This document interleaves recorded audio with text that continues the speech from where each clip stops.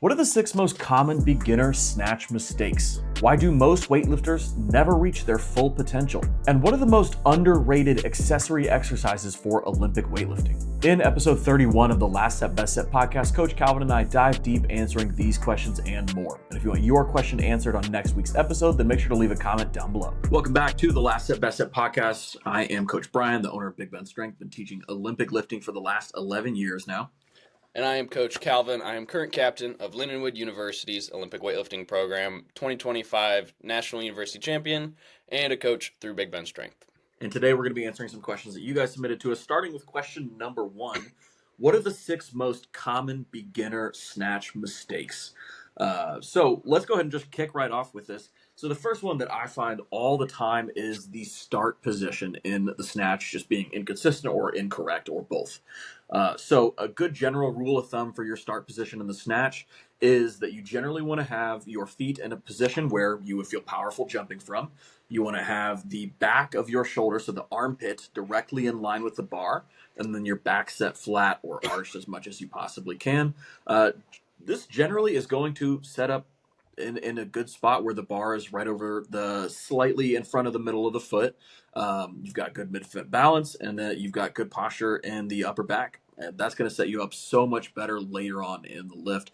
But so many people make all these mistakes with their start position where a lot of the time they're either in a different start position every time because they approach the bar in a different way or they set up in a different way, or they will do kind of like a dynamic start, which is something I'm not a huge fan of for like beginner lifters, especially where you're kind of pumping your hips up and down, or you're starting with more movement in it, especially if you're rolling the bar away from you and back into you. Those are all kind of things that will just absolutely trash your start position in the snatch. Yeah, I hate the roll. I hate anybody that does the roll other than Lasha. He's the only one that gets a pass.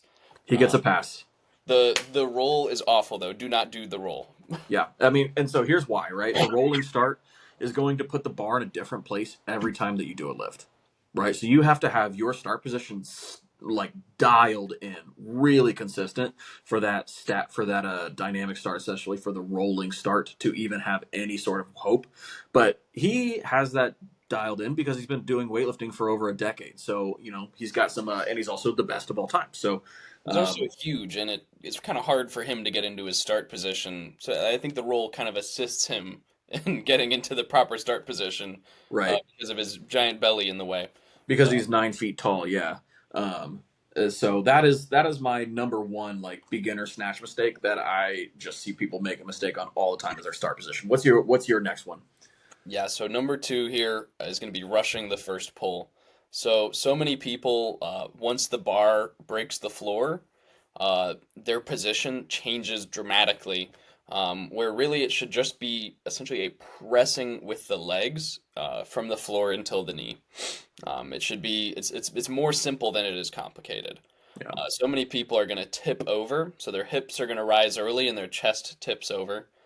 This is something that's going to set you up in worse position later on in the lift. The next thing that people do a lot of the time is pulling backwards. So you might see their shoulders rising faster than their hips. This will lead to the bar getting out away from you. This one is a little less common, I'd say. I'd say the hips rising early is a lot more common. But in general, what's the main point of both of these things? We want the hips and the shoulders to rise at the same rate in that first pull. Whether one's faster than the other, we just want to even it out so that you're just pushing with the legs, using that leg strength to set yourself up in a good position after the knee. From the floor to the knee, speed is not important. Position is all that matters, setting yourself up to be fast and powerful after the knee. Yep. Yeah, 100%. And I like what you said there. Like speed is not that important. Positions are. Positions are what create speed, and so that's why we say that. Like if you don't hit your positions and you don't have good positions at the floor, the start position, the knee position, and the power position, you won't be able to create any speed. And a lot of people think that they just need to be fast, but it's never fast at the expense of your positions. It's fast because of your positions. Yeah, absolutely.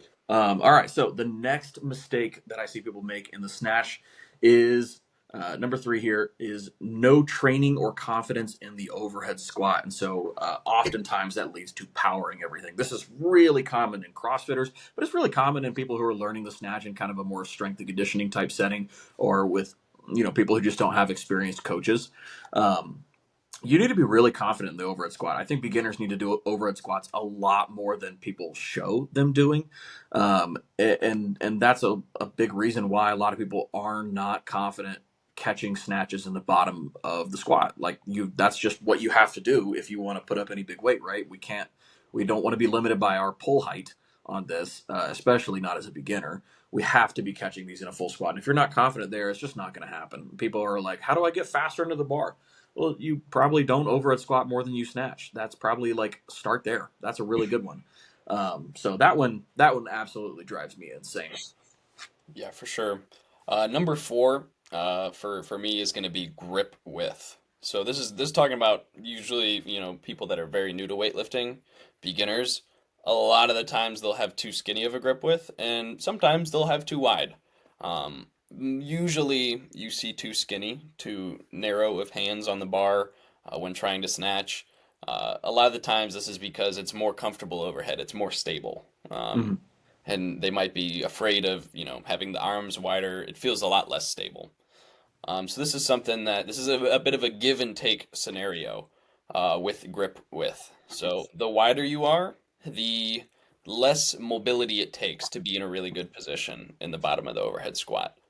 But the more stability it takes. It's going to be a lot less stable when your arms are wide. Hey guys, quick interruption because I'm excited to announce the dates for our 3rd annual summer training camp. This summer, Coach Calvin and I want to invite you to come train with us in Tallahassee, Florida from July 23rd through the 27th. We'll have double-day workouts, a visit to the FSU Sports Performance Lab, an ice bath, breathing, and sauna workshop, and of course, 2 exciting max-out sessions on Saturday. You'll have the option to come in for the full 5-day experience, just visit for the weekend, or if you can only make one day work, you can pick a day pass for any of the days. You can grab your spot and save $50 on registration when you use the discount code LASTSETPOD at checkout. All right, back to the show. Whereas when your arms are close, it's going to be a lot more stable. But as you know, if you've ever tried to do a squat jerk or an overhead squat with your arms skinny, it's a lot harder. Yeah. So you need more mobility to be able to do a closer grip snatch. Now, the biggest consideration when choosing a grip width is what gets the bar at a good spot into your hip. So that's the number one thing here. Obviously, you have to balance that with how it feels overhead. For instance, my teammate James Tice, very strong snatcher. He snatches 155 kilos, so 340 pounds. He takes a slightly skinnier width than maybe what would be ideal in his hip. That's because he tore his labrum throwing javelin in high school, and he has never really found that stability with a slightly wider grip. Now, this isn't drastic. It looks normal still. It's just if you look real close, you can be like, oh, his grip's a little narrow. Yeah. So there's multiple considerations that go into this, but most people, most of the time, whatever puts the bar at the hip as they are about to extend, sort of with a little bit of bent knees, puts it in that crease created by the hip. That's the grip width you want. If it's too low on your thigh, your hands are probably too close together. If it's touching your belly button before you even extend, yeah, your hands are way too wide. Yeah. Usually you want to use the rings on the bar. Usually, most barbells have a ring measurement, and you can kind of go based off of that. For me, I'm pretty average height, average arm length at 5'9". I have about a 6-foot wingspan, and so I go just about an inch outside the rings. So that's maybe for reference. Everybody's going to be different, though. Yeah. Usually with beginners, what I do is I have them put pointer finger on the ring to start off with if they look like a normal person, and then just bring in or out just a little bit. And we're talking like a finger's width, 2 fingers width differences. People, you know when you watch somebody grab a bar with a really narrow grip and they're about to snatch, you can tell there's a difference between somebody who's doing that on purpose and very intentional about it, and somebody who's doing that because they saw somebody do a snatch one time and they're like, I think this is what it's supposed to look like. So definitely make sure you have you're dialing in that start position based on, or the grip width based on your overhead squat mobility. I would say primarily as a beginner, and then from there is making sure it's in a good contact point. And then that'll probably bias a little bit more towards contact point as you become a little bit more advanced, and your mobility and stability kind of settles into where it's going to be for a while. Yeah, for sure. All right, so my next one is going to be my next beginner mistake here. Number 5 is not being patient or not finishing your pull. So really, what this looks like is, were you about to say something? No, my brother just walked downstairs, so I was just saying that we're recording the podcast. I was on Oh, mute. okay, I got you. All right, I'll clip that out. And now he ruined it all. The magic of editing. Yeah. All right, so my mistake number 5 here that beginners tend to make in the snatch is not being patient or not finishing the pull. So this is really common when people start to get a little bit better and they really focus on trying to get under the bar really fast. And we want to make sure that we're not ever sacrificing finishing the extension for speed under the bar in the snatch. It really makes a big difference here. Because the bar just has to move so much further on this than a clean. So what that looks like when you're doing a pull, that bar should not be leaving your body at the upper mid thigh in the snatch. That bar should be continuing to move all the way up through the hip crease, and then the knees and hips extend together at the same time.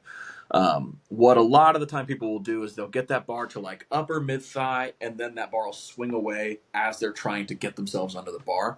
The thing to remember here is that the last 3 inches of your extension gives you more than almost the majority of your power here. So it's not just like 3 inches of finishing your pull is going to lead to 3 extra inches of bar height. It's 3 inches of extra finishing your pull is going to lead to significantly more bar height, and that gives you more time to get under the bar. So that's kind of a big one, and it's also going to usually help improve the bar path and not let the bar get away from you too far. It's going to help put that bar into a better position overhead. I think about it like checkpoints. Like you got to hit the checkpoint before you do anything else. If you don't hit your checkpoints, it doesn't matter. It doesn't matter how fast you are or how powerful or strong you are. So you have to hit the checkpoint of full extension before dropping under the barbell. So that's kind of how I talk about it with beginners. And the same goes for the power position. So some people will miss that power position. Yeah. Even so, yeah, that's how I like I that. think about it. That's a good one. Yeah, checkpoints there. All right, what's our last one here? So the last one, probably the most common thing you see going from beginners and intermediates is getting behind the bar. So this is like number one offending weightlifting issue. This is what nearly everybody in their first few years of weightlifting is going to deal with. Shoulders getting behind the bar too much as they extend. This might be in part because they're going too early, like issue number 5, but most of the time, athletes don't know how to use their legs in the extension. They're trying to use their hips too much at the very top, and it will lead to the shoulders horizontally being much, much further behind the barbell. As you're trying to pull under, your shoulders and bar have to meet. They have to be in the same spot for you to receive a lift in the snatch. So obviously the bar has to be directly above your shoulders for you to stabilize it. So if you're getting so far behind it, you have to. It takes time to bring it back to the bar or bring the bar back into you. So that is going to delay. It's a lot of people that'll miss forward, but it won't even be any close to their receiving position. They got plenty of height on it, but they miss forward in the bottom. You're probably getting way behind the bar, and you just can't get back under it in that amount of time that you have. Yeah, there's no speed under when you get so far behind the bar, because all that time that you're continuing to lean back after you extend is just time that you're not getting under. You're just continuing to move back. The bar is moving up, and it's probably on its way back down at that point. But if you're not pulling straight down the moment that you finish that extension, like you're just wasting time. Yeah, absolutely. That position that you're getting to, the shoulders extremely far behind the bar position, isn't adding any more vertical power to the lift. It's only adding horizontal stuff. So we want to only think in the vertical, essentially. Your shoulders are going to get behind the bar at the top. Yeah. It's just about how far. Right. So don't try and, stay completely over the bar the entire time. Right. But we just don't want a very drastic, almost banana-like shape at the top, or like crescent moon kind of thing going on. Yeah. A good general rule of thumb is that like the back of your head probably shouldn't be much further behind your heels. Like if you were to stop that video, it shouldn't be much further back than that. So that hopefully that will help some people who are videoing their lifts. For sure. All right. Let's go ahead and get into question number 2 here. Question number 2, why do most weightlifters never reach their full potential? All right, so we're going to break this down into 3 categories here because I think that there's 3 reasons that this happens. Mindset is category 1, recovery is category 2, and training is category 3. So these are the 3 things that I think really hold most people back from their reaching their full potential. And let's even back up a second here. A lot of people are not going to reach their full potential. It is like very rare that somebody actually reaches their full capacity potential, their genetic potential, and they've put everything into that. More often than not, it is people who never really make it past the like beginner or early intermediate stage. This is happening here a lot. So a lot of these mistakes, they'll apply whether it's at a high level or at a very beginner intermediate level. So let's go ahead and go into mindset mistakes. What is the first one that you see people making? A lot of people try to think too short term. They set goals where they want to increase their squat by 20 kilos in the next couple months. I think even shorter than that. Like I want to add 20 kilos to my squat this week or next month. Or people are trying to PR week after week after week, and they're kind of too short-sighted with how they want to make progress. So maybe they want to PR, super often, or they want to do things that lead to PRs sooner. But I like to think of it like there's 2 lines that are both making progress. And some people live at the push all the time line, the super heavy, high intensity line where they're maxing out all the time. Other people live at this lower line. Now, what I think is important is both of these lines can follow the same like slope, the same kind of trajectory, except you're at much more risk for injury, overtraining, just generally beating up your body at that like super heavy, like max out all the time line. So what ends up happening is this line gets cut while the lower line keeps making progress. It's sort of a game of like tortoise and the hare, where maybe somebody who's not as greedy about trying to go heavy or make PRs all the time is actually going to make more progress over the course of years, compared to that person who, I just hit a 10 kg PR on my snatch, but it was just a pie in the sky number that they're never going to hit again. Because they got injured training too heavy the next day. That's kind of how I feel about that. That makes sense. I think that's a really great approach. And generally, like if you're the lifter who's the hare and you're always trying to make like sprints and then you have to rest a long time, a sprint and rest a long time, try and become more like the tortoise. Just take things a little bit slower. If you're the tortoise and you are never really trying all that hard in your training, like you might benefit from learning how to push yourself a little bit, and they can benefit each other. But more often than not, people tend to be the hare, not the tortoise here. Oh, yeah. All right. So next mindset mistake that people are making is, I think, a limiting mindset. I think I talk to people all the time, and they're like, it'd be so crazy as if I could hit X weight by the end of my senior year. I'm like, that's 5 pounds over what you're doing right now, 2 years from now. You think that's not like that's where you're thinking right now? I think people tend to limit their mindset and limit what they can actually do because maybe it's just the people around them aren't challenging themselves to think bigger than that, or maybe they just don't have good examples of like what is actually possible out there, or maybe they just don't have anybody telling them that they are capable of a lot more. But I think that people tend to limit their abilities just by thinking about the wrong numbers. Taking a quick break from the episode to let you know about the OlyStrong team. The OlyStrong team is my online group coaching option for lifters who are looking to improve their technique, get strong, and set PRs. It includes your choice of 3 or 5 days a week of workouts, daily video feedback, and unlimited coach messaging to ask as many questions as you'd like for less than $1 a day. If you're ready to get started, then click the link in the description below for a free week trial today. All right, back to the show. Now, there is a complete flip side to that, which is people expecting themselves to be able to do insane numbers and have no training to back that up. But I think oftentimes I see people limit themselves a lot more than they need to, where really high performers don't seem to really place any limitations on what their capabilities could be. Absolutely. It's that game of expectations versus goals. So you want high goals. You want to achieve a lot and sort of know that you are capable a lot, but expecting very little. Yeah. Like you're not expecting. You love doing this stuff without making the progress. Right. Is a really important thing. Like focusing your mindset not on winning medals or winning meets or hitting PRs, but just because you love doing it, and then those other things happen anyways. Yeah. And those are all outcome-focused goals, right? Like outcome-focused goals you have no control over.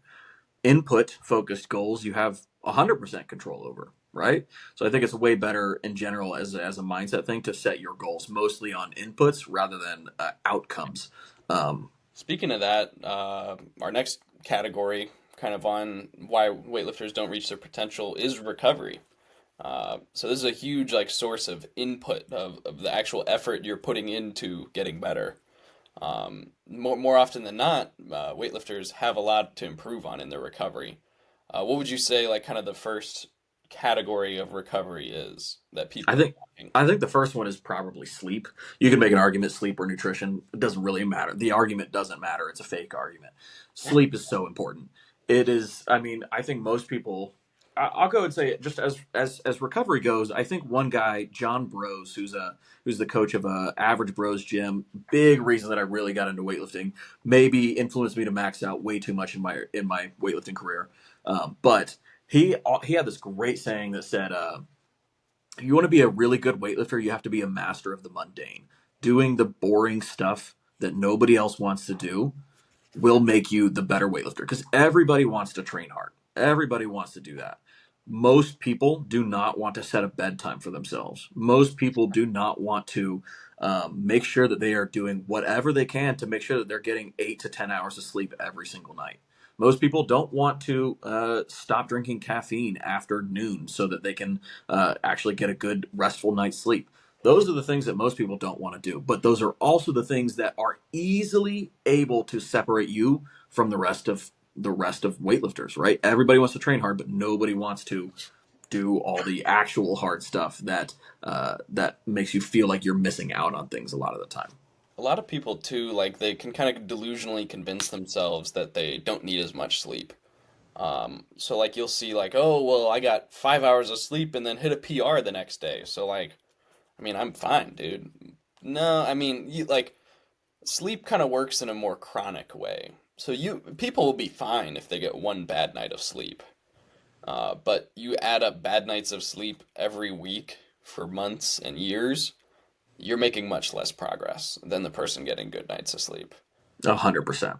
So while you might be able to squeeze by on one bad night of sleep, if it's your habit, if that's the habit you've built, it's not gonna be sustainable for the most amount of progress in the long term. Right.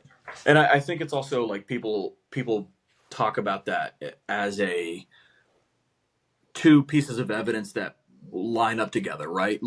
I only got 5 hours of sleep and I hit a PR. So that means that I can just run off less sleep. That's not true. You just happen to get a PR, and it's probably because of all the training that you put in up to this point. But it doesn't mean that you just need less sleep. It just means that you got away with it this time. And I could say as I've gotten a lot older, I used to say all the time, oh, I don't need that much sleep, because maybe it was just a toughness thing. I thought it made me sound tougher or whatever. You do. You absolutely do need more sleep. I can feel the difference between 6 hours of sleep and 8 hours of sleep in my training easily right now. Doesn't mean I'm not going to still try hard, but you absolutely can tell a difference. Something I noticed like early in my like training days was that I would still be able to hit the percentages that were like on my program if I Yeah. got bad sleep. But when I did get good sleep, I would be doing it faster. I'd be doing it higher quality. I'd be recovering better from that for the next day. I wouldn't have as much brain fog in between each set, Yeah, because you like know. just because you can do your program with less sleep doesn't mean that's how you're making the best long-term progress. Yeah, 100%. And actually, one kind of cool thing that's on our Train Heroic programs is they always have a readiness survey every day. I Yeah. take that every day religiously whenever I've got my training session because it's so cool to kind of see what that actually looks like. Yeah, And I look into some of my athletes because some of my athletes do that every training session as well. Like especially the ones that are doing 5 days a week, like they fill it out every time. Like I can look back and I can literally like see when their like school finals week happened, like yeah, based off yeah, of that graph that it creates. I can see when they go on break or that kind of thing. yeah, 100%. And it's almost always like if I get 10 hours of sleep, my readiness score is like a four or higher. If I get under 6 hours of sleep, my readiness score is almost always a 2 or lower. Like it's ridiculous. Sleep's so important, guys. All right, next one. What do you got? Nutrition. So the great fake debate that we made, whether it's number one or number two, nutrition. Basically, you need to eat enough. You need to eat enough protein and carbs, and fat kind of fills the gaps to the rest of that. Although potentially you could be under eating fat from a hormonal perspective. There's certain hormonal regulations that fat does. That's not usually anybody's problem. Yeah, Fat is kind of easy to get. So yeah, like you just divide it into that category. Are you eating enough? Uh, Most people can eat enough, but then it goes to, well, what does enough consist of? How much whole foods is this? How much super ultra processed, refined sugar kind of stuff are you eating that's making up that total calorie intake? did you have any vegetables this week? Yeah, so that's sort of, yeah, on a micronutrient perspective, even like talking about even fiber. While fiber might disrupt your stomach a little bit during training, it's really important for your long-term health, how full you are um, throughout the day, sort of like stretching out the energy that you're getting from your food. So some real quick carb meal is gonna spike your energy, and then you might crash from that. Whereas having rice and vegetables is going to give you a real sustained level of energy for hours to come in the day. So yeah, then usually I think about protein as being the number one most important thing after just total amount. 100%. So if you're hitting your total amount of calories that you need to sustain your level of training, your level of activity, um, you can look at a total daily energy needs calculator, and this will give you a rough estimate. A lot of times with weightlifters, it might be a little higher. You might have more muscle than the average person, which will make you burn more calories. And you might be doing more training than what it considers moderate activity. You might actually be burning more calories than it thinks. So it just comes down to trial and error and experimentation. Tracking is hard to do. I recommend that people go through a period of tracking. Maybe it's like an audit is kind of how I look at it. It's a good way to Audit, think about that. audit yourself for a week or two and commit to tracking everything just to see where you're actually at. So you can't convince yourself you're doing fine when you're not. It might tell you, geez, like I mean, I did eat enough protein this day, but then the next 3 days I ate only 100 grams. Um, so yeah, as far as protein goes, about 1.8 kilo or grams per kilo is a really good spot. You definitely want to be above 1.6 grams of protein per kilo of body weight. And then if you're killing it, maybe you're at 2.2, which is about a gram of protein per pound of body weight you have. So those are just some general thoughts on nutrition. We have some other episodes where we kind of dive a little deeper. This is a topic that, could be its entire own 30, 45, it could be even multiple episodes. So just know that there's ways you could be doing better. And the first things to tackle is total amount of calories you're eating, and then what it's made up out of. Yeah, 100%. And so the final thing on this recovery here, and I think the least important of all of these, is extra mobility work. Just doing things that are going to help you kind of take care of your body for a long time so that you can continue to train hard.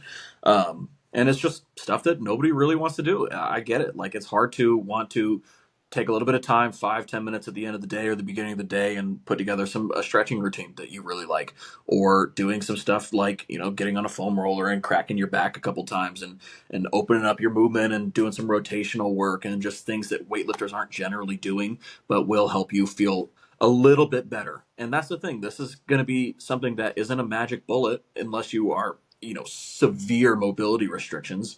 But if you're a weightlifter, you definitely need to be doing some amount of mobility work on a weekly basis. And maybe that's one session a week where you have a rest day and you're going to spend some time doing some extra mobility.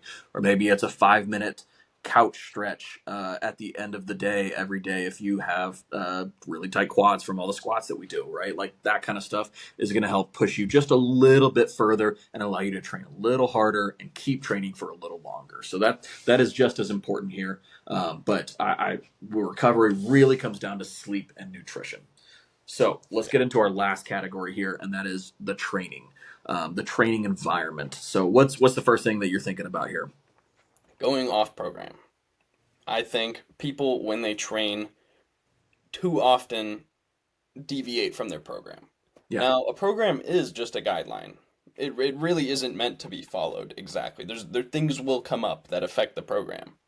But purposefully going off to say, I just feel good today. It's week 1 of the 12-week block. Like, might just max out when I have triples instead of single and not singles. You're really messing up the way the program's supposed to work. The stimulus your body's getting, how it's going to recover for future sessions. You're just not letting the program build like it's supposed to. If you're on singles, and maybe you're supposed to go really heavy next week, but it's just moving like it's never moved before, the week before. Hey, I mean, that might be okay. But the sort of like super deviation from the program to where, I had a set of 5 on squats, but it felt super good, so I'll max out. Like, Right. That just needs to be left in the past. That is a really like immature way of viewing your training and short-term kind of mindset there. Yeah, and I think, even more important than that, which I'll go into in the next point, is like actually just following a program, like having a program, preferably written by, which is the next point here, preferably written by a coach who's there with you to see what your lifts look like, or somebody who's online, right, who can give you feedback based on the technique that you're doing, who can hold you accountable and say like, hey, what are you doing maxing out right now? We're on week 2 of a 12-week volume cycle. You have no business maxing out, right? Like, somebody who can hold you accountable, who's either been down the road that you're trying to go or has helped lots of athletes down the road that you're trying to go and knows what the process looks like. Because a lot of the time, like, you don't know what you're supposed to do. You don't know what you need to get to the next level. You need to have somebody who's experienced, whether that's as their own athletic experience or who's done it with lots of athletes and can kind of has a track record to show that, like, this is the system that's going to lead to you getting the best possible results. So I think having a coach is so important. Having a coach who's writing your training program that you stick to and that you trust the long-term plan here really is so important. And people just, I don't know, man, don't ask ChatGPT for your program. It's not going to give you anything. Oh yeah. I just had someone text me about using ChatGPT as their program. We should do a video on it. We should make a video following a ChatGPT program. Roasting ChatGPT's program. Yeah, there we go. Hey guys, quick interruption to the video to tell you about my 12-week weightlifting program. This program is something I put a lot of time and effort into, so be sure to go check it out. The program takes you through a few weeks of volume, strength phase, and then finally ends off with a peaking phase, ending out the program. It comes with a demo video showing you how the program works, how to use it, as well as exercise videos for all the complexes that are used throughout the program. Be sure to go check it out down below, and let's get back into the video. All right, what's the last one here that you think? The last thing that can really make a big difference, especially if you're maybe a higher level weightlifter, Yeah. is training partners. A good training partner can really bring you up and keep you accountable to what you should be doing, and a bad training partner can really bring you down. Um, Training alone in a commercial gym where the equipment isn't even that good, it might be all you have, but Yeah. over the long term, yeah, having a really dedicated, weightlifting gym with good culture in it, good friends for outside of the gym there even, it's going to make a big difference in your training. How willing you are to go heavier on the heavy days, or hold back on the days you shouldn't be going heavy. So training partners are going to make a huge difference. That's something I've really found out well at Lindenwood. Having people to train with every day, having expectations.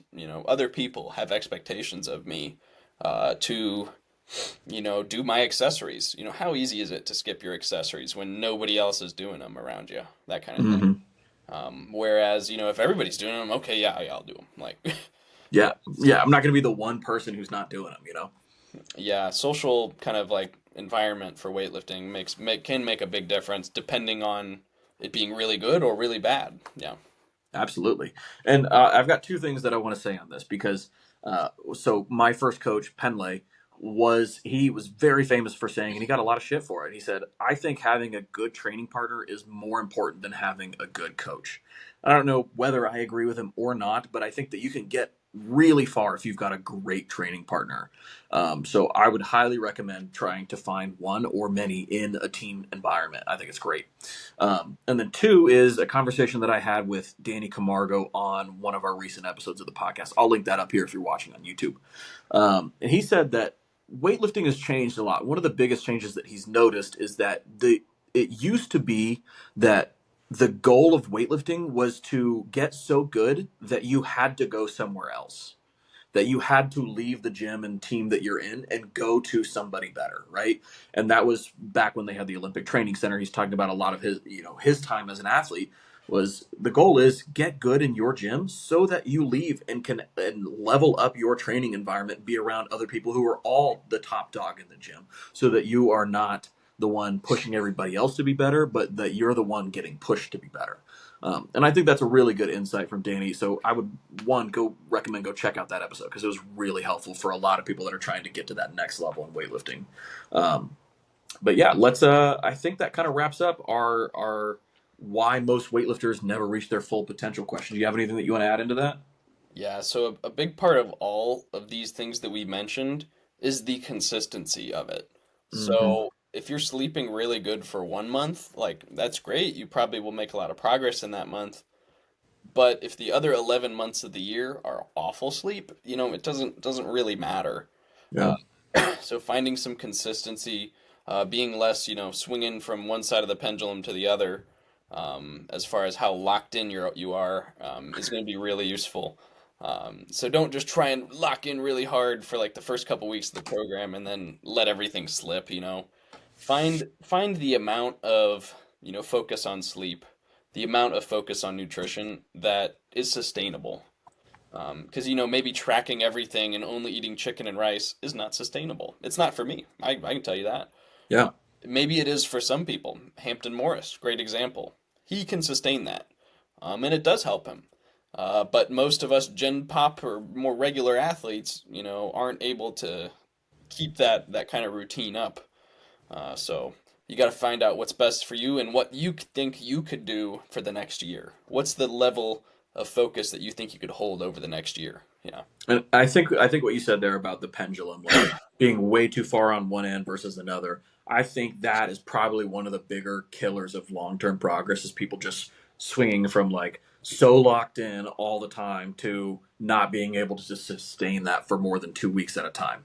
I think that kills progress more than anything else. So try and be a little bit less swing back and forth in your approach. Just be a little bit more consistent. What can you do for the next year easily and then build on that over time, right? Build momentum. Okay, let's go into question number 3 here. what are the most underrated accessory exercises for Olympic weightlifting? Okay, so before we get into that, let's categorize accessory exercises. Technically, anything that is not a snatch or a clean and jerk is an accessory exercise to supporting the snatch and clean and jerk. Um, I'll go ahead and back up and say that I generally think that, like, if you're doing the Olympic lifts, squats, back squat, front squat, push press, strict press, those are going to be kind of snatch, pull, clean, pull. Those are, while they're considered accessories, I think that they're a mainstay in your training program. So we're not really going to address those here because those are all the most properly rated accessory exercise you could possibly do here. Let's get into some ones that are maybe a little underrated and not one of those big 6 or 7. What's your first one? Number one for me has got to be plyometrics. Some people go through, their entire weightlifting career and they're not doing any of these. They're a little too single peaked.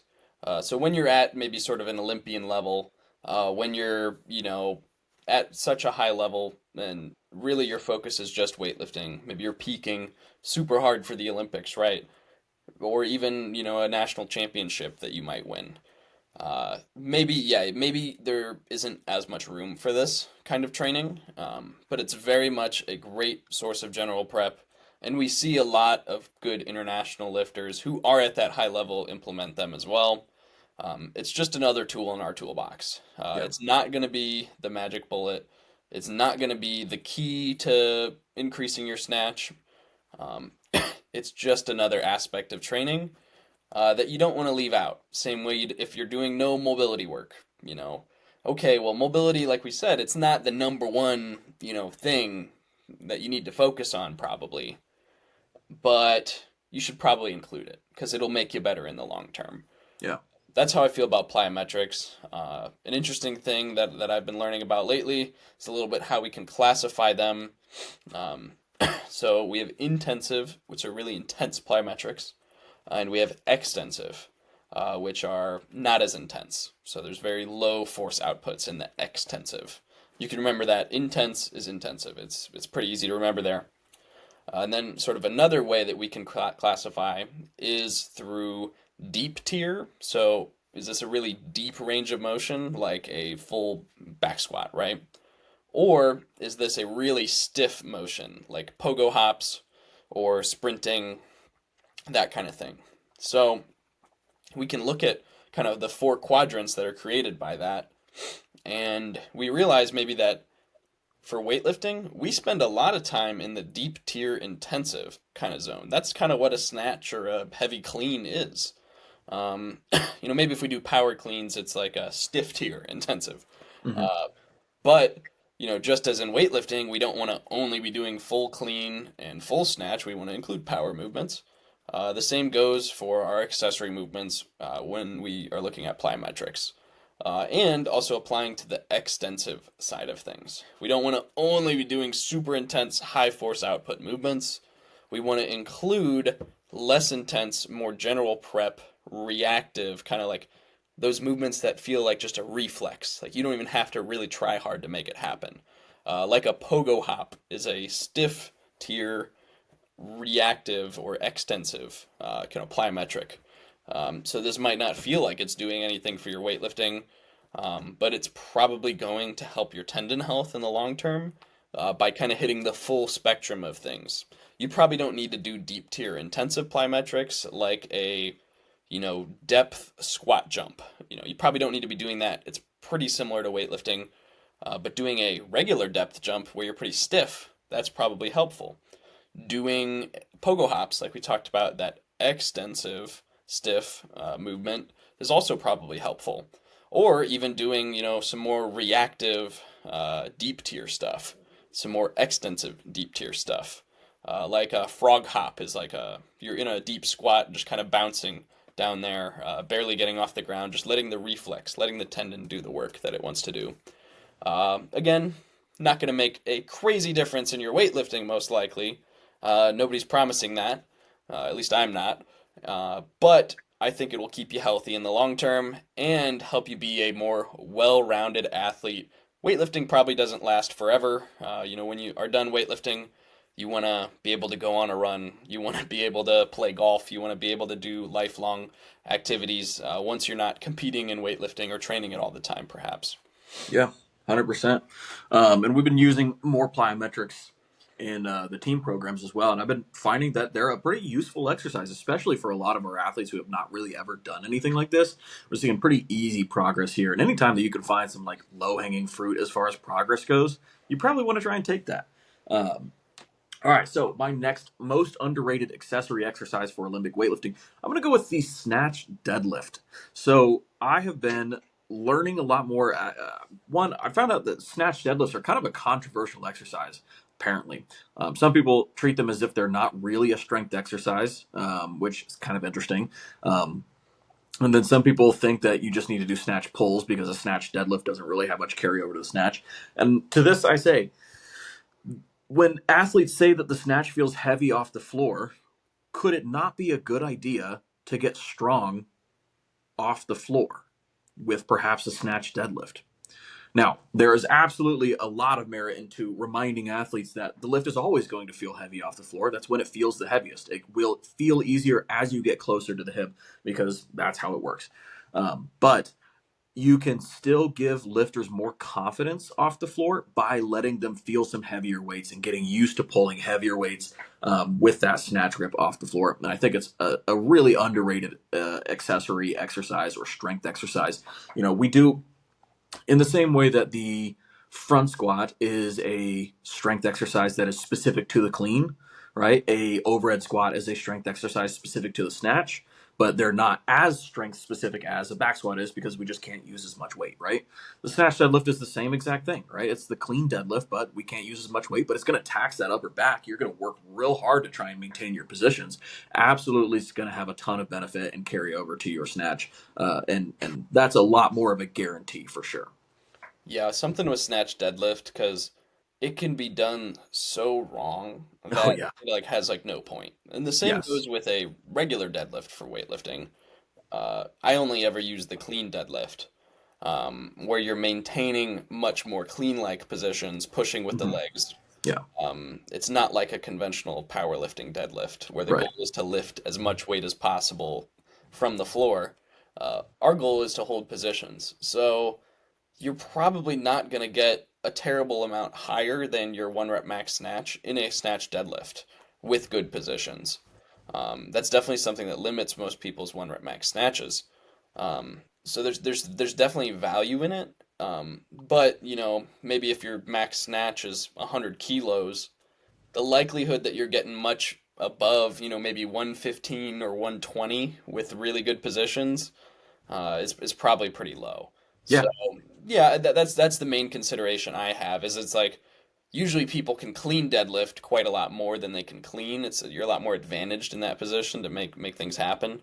hmm But snatch deadlift, it's just not as like you know it shouldn't be as heavy of an exercise. yeah, Uh, yeah. And to be clear on that, like I don't really care what your one rep max snatch deadlift is, but I do think that training the snatch deadlift, especially in volume phases, I'm finding a lot of our athletes are finding not just how they feel stronger off the floor, which is good, but a lot of them are also learning kind of how it feels to use your legs in that pull a lot easier as well, especially for those of them that have had a hard time feeling what that feels like.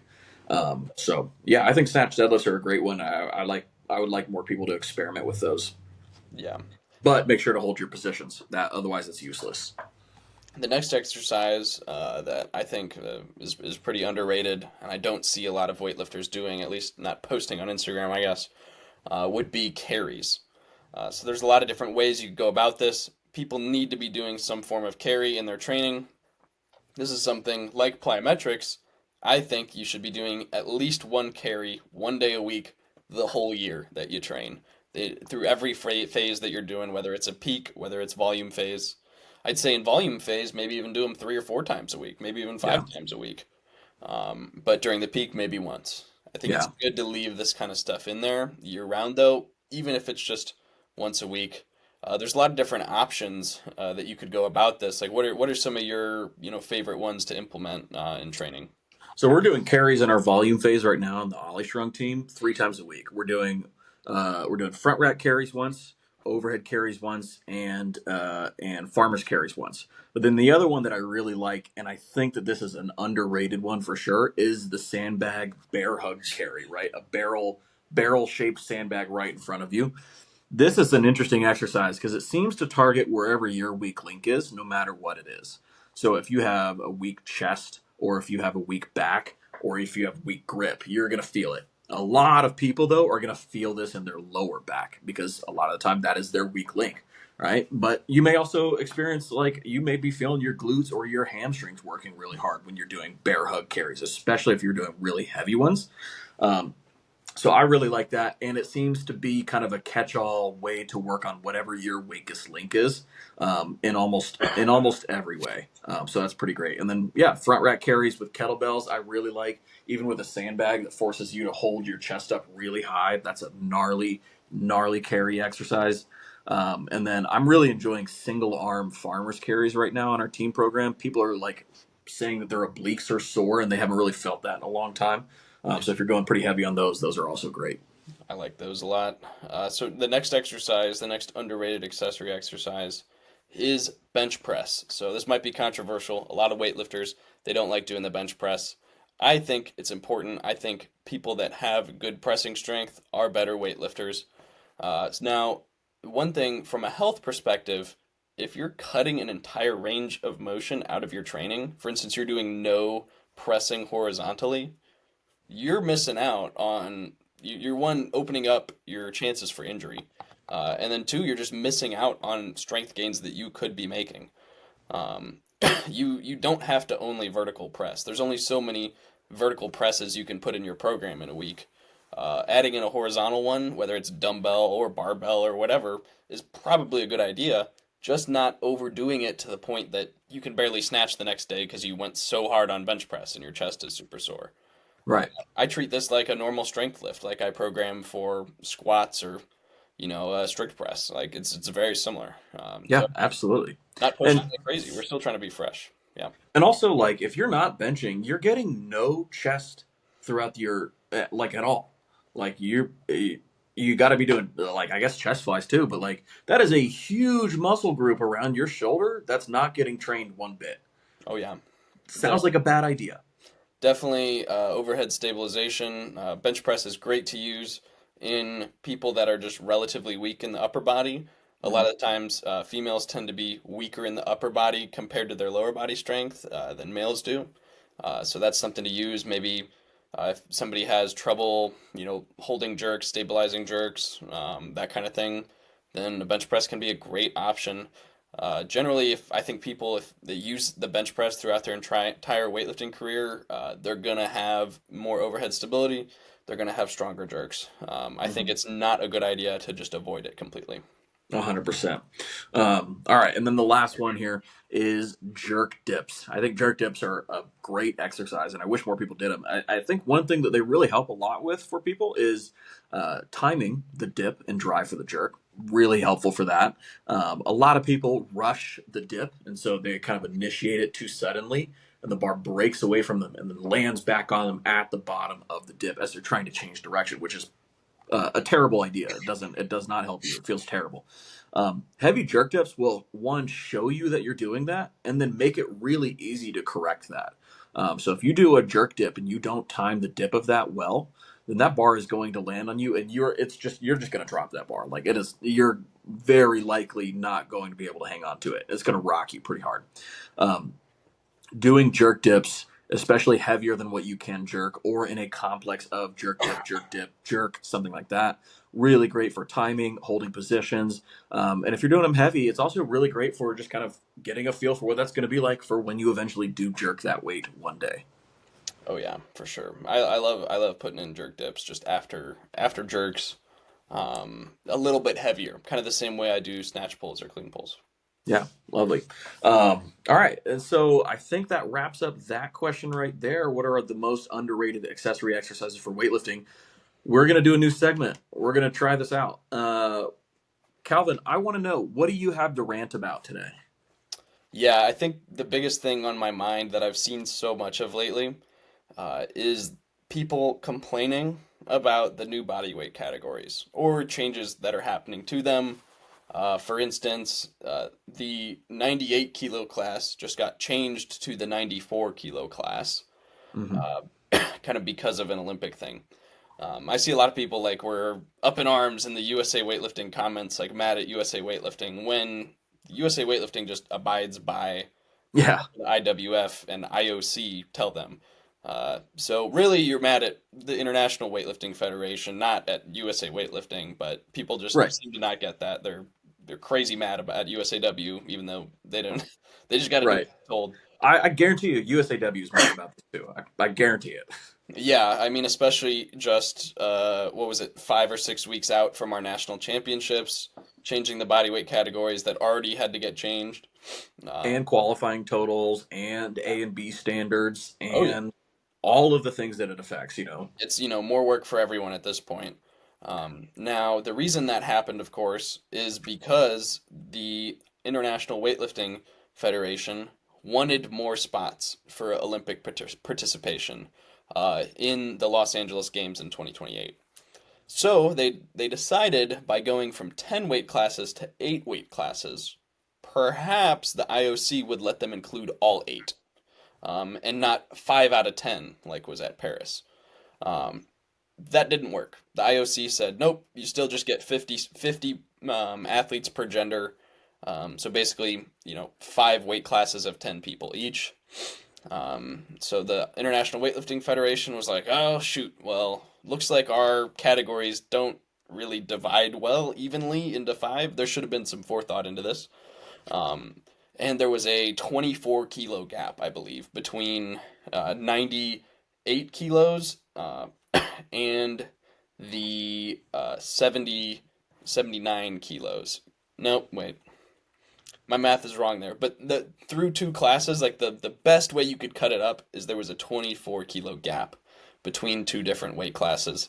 Um, and the IWF decided, we just can't really justify that. Like, we need them to be a little closer. We need to move one of them to make it work. Again, the biggest thing, I mean, yeah, that's tough. That's just how it's gonna be, though. That's that's just how your outlook has to be, Right. isn't it? When people are like, "This is ridiculous. I have to cut this much more. I have to do whatever more." It's like, well, I mean, you could just compete in what your natural body weight is. I understand that cutting is a part of the sport. Weight class is totally a part of the sport. Um, but if you're smart and you care about your training and you really are at a podium level, you're going to do what it takes to gain the extra 4 or 5 kilos or lose the extra 4 or 5 kilos. It might not be ideal for your personal situation, but essentially nearly everyone, is going to have to adjust to a new body weight category. It's not just you. It's everyone. It's like saying, "Oh, well, my, track and field event got, the wind was too high on the sprint event. So the times were way worse." Well, everybody you were racing with had the same wind there. So that's kind of the thing. Everybody's competing in new categories. So everybody has to deal with this. And the majority of the people that were complaining about this are not the ones that are going to have their like competition year significantly affected by this. It's Yeah. people who are like not tracking their nutrition anyway, and then they're complaining about the new weight class. Like you didn't care about this 3 months ago. You're just trying to find something to be mad about. Yeah. Bugs me. Bugs me. Absolutely. That's just been getting on my nerves. Like, guys, who cares what, the weight classes are? Just go to the one that's nearest to you that makes the most sense. I think, I happen to be kind of a type B person where I'm just like, well, it'll all work out. Maybe I'm Yeah. going somewhere and I'm not freaking out about it. Right. I mean, I feel the same way too. So maybe that's what it is. Yeah. But yeah, But I understand it's a big disruption to what maybe, you put your identity in a weight class. But who cares? You're supposed to change and grow. Hopefully you're supposed to build some muscle throughout your weightlifting career and go up a weight class anyway. So this is the perfect opportunity. yeah, 100%. And that actually brings me into my rant here that I want to go over. And I'm changing my mind on what I originally was going to talk about. This is off the cuff. High school weight classes here in Florida. The thing that is driving me insane right now is the amount of people that are so focused on what weight class they're going to be, as like I was talking to one guy who's a sophomore. He's like, should I go up a weight class next year, just treat it as a building year for my senior year and hit big numbers then? That's what you were going to do the whole time anyway. Yeah. Most people are not meddling at the high school level until their junior and senior year, right? You're basically training for that point. Now, the thing that gets like really frustrates me about weight classes, one, just the amount of people that are cutting weight for it is absurd. It is, I've read the high school weightlifting bylaws. Like, I understand how this stuff works. It is against the rules to have aggressive cutting strategies. Like, it is against the rules to have trash bags on and doing sweatsuits and whatever it is that you got to do. But I'm seeing so many people cutting weight for what? For like to place 10th at high school 2A regionals? Like, come on, chill out. And the other thing that really frustrates me is people expecting themselves to stay in the same weight class all 4 years of high school. If you do this right, you should be going up a weight class, at least 2 weight classes, I would say, from freshman year to senior year. That's pretty reasonable. Maybe it's just 1, whatever it is, right?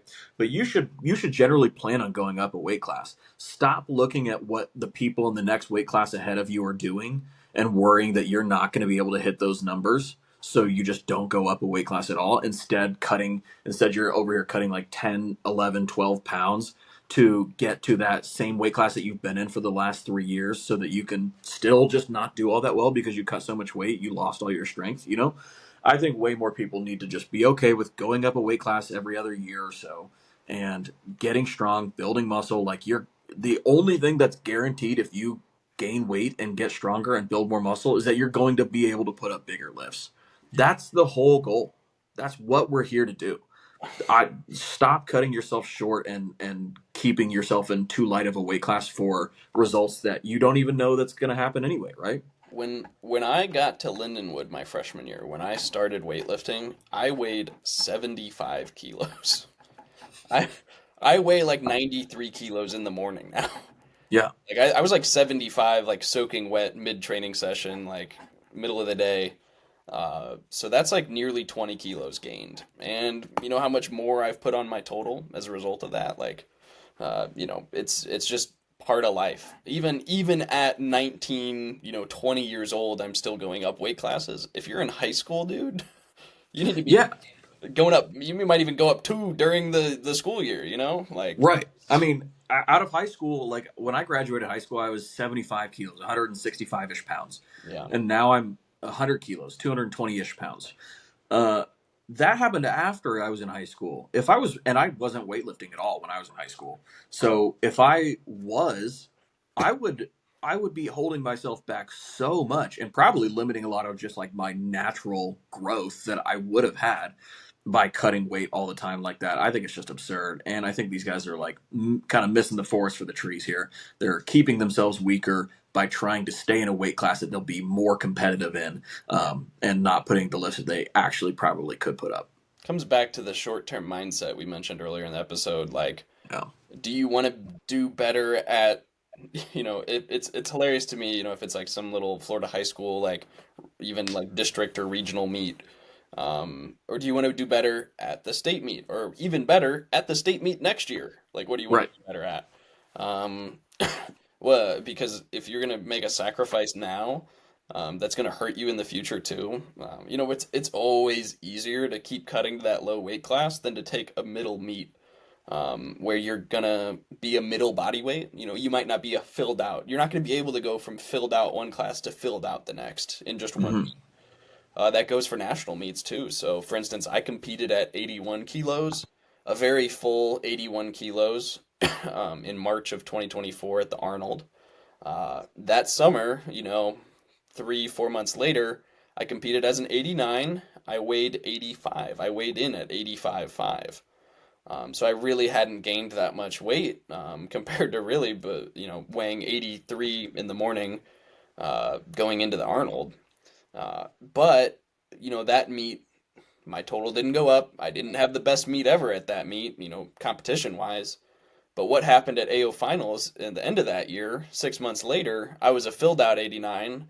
And I clean and jerked, 170 on the competition platform as opposed to doing, just 150 or 149 as an 81.